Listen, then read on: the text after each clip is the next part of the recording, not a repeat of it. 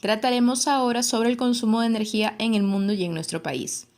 Durante miles de años, la única energía que los seres humanos podían utilizar era la de sus propios músculos. El sol proporcionaba luz y calor, pero una vez llegada la noche, nuestros antepasados buscaban refugio y calor humano para poder superar el frío y la oscuridad. Hace unos 500.000 años, no sabemos muy bien cómo, los humanos empezaron a controlar una primera fuente de energía, el fuego, a partir de la combustión de la biomasa. La vida cambió de repente porque el fuego proporcionaba calor y protección contra los depredadores. Además, poco a poco se fueron encontrando otras utilidades: cocinar alimentos, endurecer las herramientas, secar las pieles, etc. La vida se hizo un poco más fácil. Con el paso de los milenios, el ingenio humano permitió crear herramientas e instrumentos que incrementaban el rendimiento de la energía física: la palanca, el arco, el martillo o el rodillo.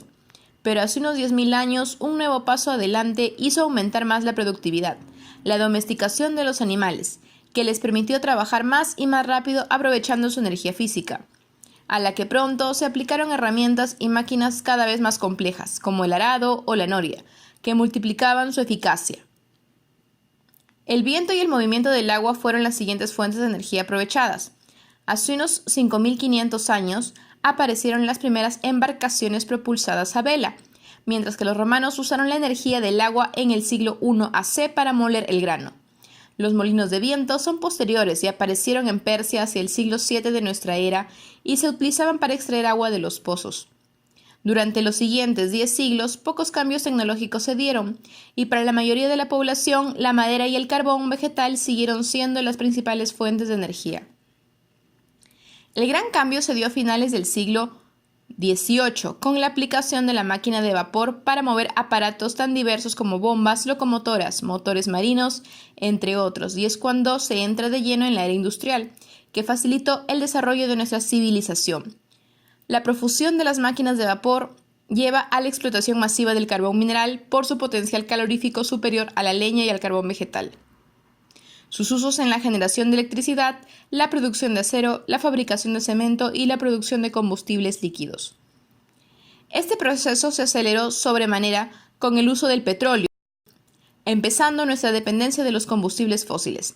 Los primeros pozos de petróleo arrojaban una tasa de retorno energético de 100/1, es decir, conseguían 100 unidades de energía por cada una invertida.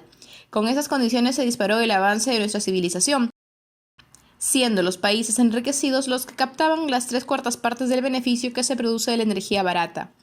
Luego comienza la utilización masiva del gas en las ciudades para la calefacción y la iluminación.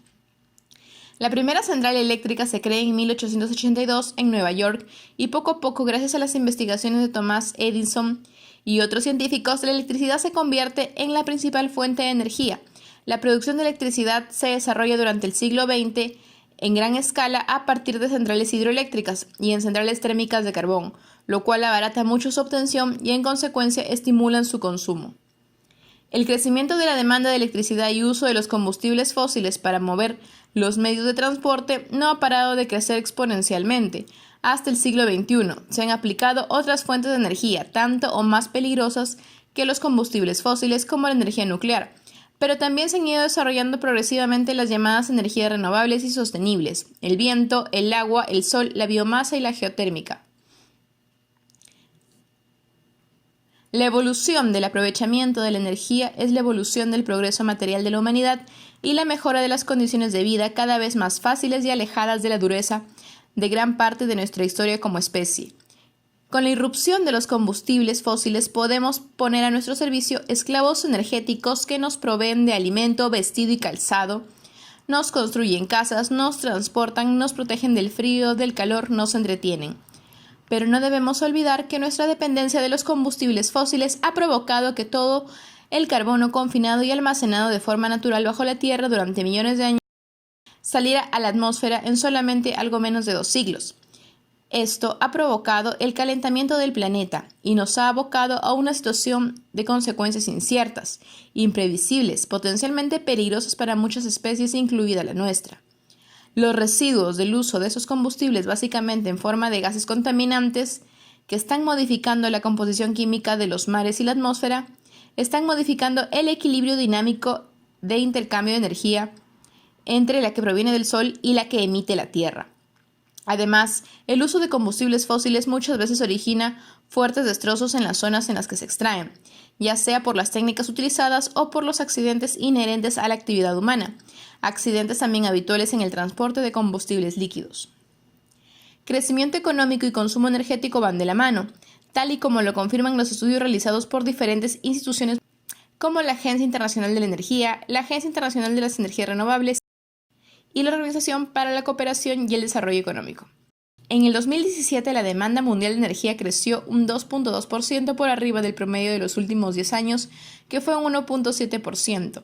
Este crecimiento por encima de la tendencia fue impulsado por un crecimiento económico más fuerte en los países desarrollados y una leve desaceleración en el ritmo de mejoría en la intensidad energética. La demanda de petróleo creció un 1.8%, mientras que el crecimiento de su producción estuvo por debajo del promedio por segundo año consecutivo. La producción de la Organización de Países Exportadores de Petróleo y de los otros 10 países que acordaron recortes se redujo, mientras que los países productores fuera de este grupo, particularmente los Estados Unidos, impulsados por el shale oil, experimentaron aumentos. El consumo superó la producción durante gran parte del 2017 y como resultado los inventarios de la Organización para la Cooperación y Desarrollo Económicos volvieron a niveles más normales. Aunque el planeta sigue en proceso de abandonar el carbón según los tratados de acuerdos internacionales, todavía se percibe un crecimiento. China se destaca como uno de los países de mayor consumo. Los extremos en las condiciones climáticas, así como la falta de infraestructura para llevar gas natural a los lugares apartados del interior, ocasionan que las plantas eléctricas a base de carbón suban su producción. Situaciones similares ocurren en la India y Corea. La tendencia en naciones como los Estados Unidos y la Unión Europea continúan a la baja. La Agencia Internacional de la Energía pronostica que en los próximos años la demanda de carbón seguirá cayendo en el mundo, aunque en el 2021 se producirá un repunte sin superar el nivel del 2014. 2017 fue un año fuerte para el gas natural, con un crecimiento en el consumo de hasta un 3% y un aumento en la producción de hasta 4%. Las tasas de crecimiento más rápidas registradas desde la crisis financiera. En cuanto a países consumidores, China se destaca como el más importante, ya que una tercera parte del crecimiento se debe a ese país. Una de las razones es su política de cielos azules, la cual busca sustituir plantas de generación a base de carbón con todo un abanico de soluciones que abarcan gas natural, energías renovables y energía nuclear. Las estimaciones de los recursos energéticos mundiales restantes son variables, con un total estimado de los recursos fósiles de unos 0.4 yotajulios o 0.4 trillones de julios, y unos combustibles nucleares disponibles tales como el uranio que sobrepasan los 2.5 yotajulios. El rango de los combustibles fósiles se amplía hasta 0.6 a 3 yotajulios si las estimaciones de reservas de hidratos de metano son exactas, y si se consigue que su extracción sea técnicamente posible. Energías renovables no convencionales. Debido al Sol, el mundo tiene acceso a una energía ilimitada utilizable que excede los 120 petavatios, es decir, 3.8 yotajulios al año, empequeñeciendo así todos los recursos renovables.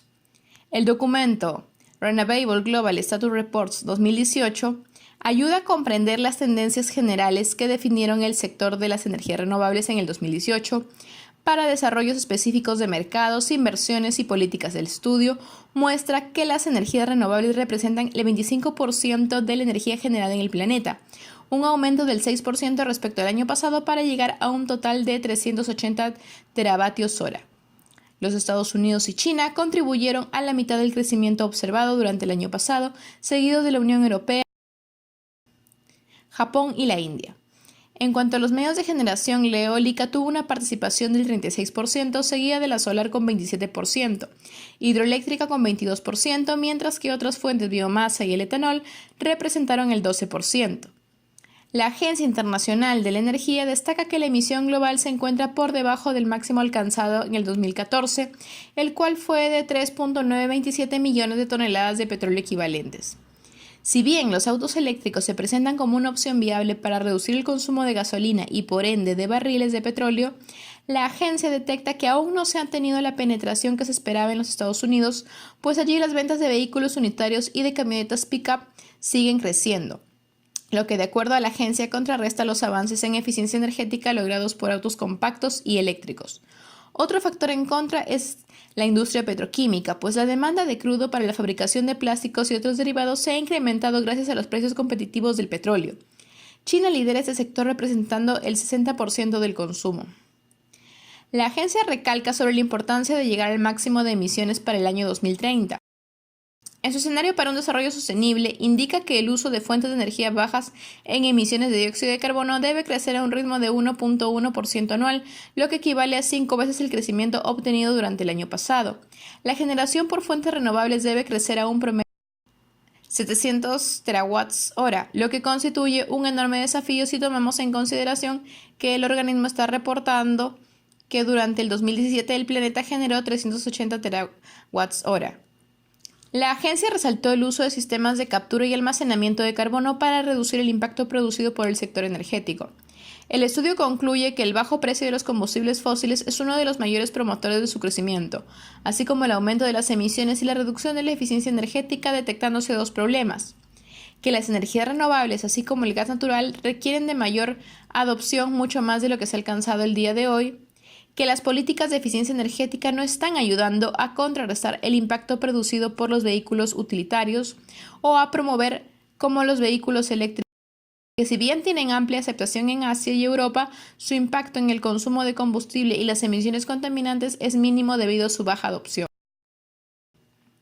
La falta de políticas ambiciosas y sostenidas para impulsar la descarbonización en los sectores de calor, frío y transporte se traduce en que los países no están maximizando los beneficios en la transición para su población, incluida la seguridad energética y una mejor calidad del aire.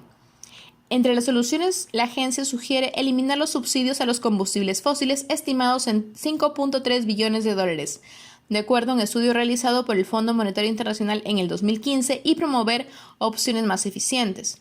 El Acuerdo de París en contra del cambio climático establece metas de reducción de los gases de efecto invernadero para impedir el aumento de la temperatura del planeta supere los 2 grados centígrados de media al final del presente siglo. Sin embargo, la agencia sostiene en su informe que sin los sistemas de captura o almacenaje de dióxido de carbono o la innovación tecnológica para utilizar las toneladas capturadas con fines comerciales, el carbón deberá ser prácticamente eliminado como fuente de energía si se quiere cumplir con las metas de París. Actualmente, según se desprende del informe, solo el 0.06% de las emisiones de carbono que genera el consumo de carbón en el mundo están bajo sistemas de captura y almacenaje. La Plataforma Europea de Tecnología e Innovación para la Energía Fotovoltaica ha publicado un documento de posición destinado a las negociaciones internacionales sobre el clima. Haciendo referencia a estudios científicos en su comunicación, establece una visión de generación de energía 100% renovable para el 2050. La energía solar tiene el potencial de convertirse en el recurso energético más abundante del mundo, pudiendo representar el 69% del mix eléctrico mundial, y la energía eólica podría ser el 18%. La capacidad eléctrica renovable instalada en el mundo superó en el 2018 por cuarto año consecutivo a la generada por la energía nuclear y los combustibles fósiles combinados. Solo la energía solar fotovoltaica sumó 100 gigavatios en el 2018. En nuestro país, lamentablemente, todavía no ha sido planificada la generación de energía eléctrica y los usos de los recursos naturales en general, acorde con esos principios mundiales de avanzar hacia la transición energética. Lo podemos apreciar en las estadísticas del Ministerio de Energía y Minas, así como en las del Comité de Operaciones del Sistema Interconectado Nacional. Tenemos muchas posibilidades de aplicar la generación distribuida consistente en la producción de energía eléctrica mediante muchas pequeñas fuentes de generación. Así se reducirán las pérdidas y se aliviará la red de transporte de energía, mejorando la fiabilidad, calidad y seguridad del sistema eléctrico. En la generación distribuida están también muy presentes los sistemas avanzados, inteligentes de automatización y control, ayudando a reducir las emisiones de dióxido de carbono y constituyendo una parte fundamental en las redes inteligentes.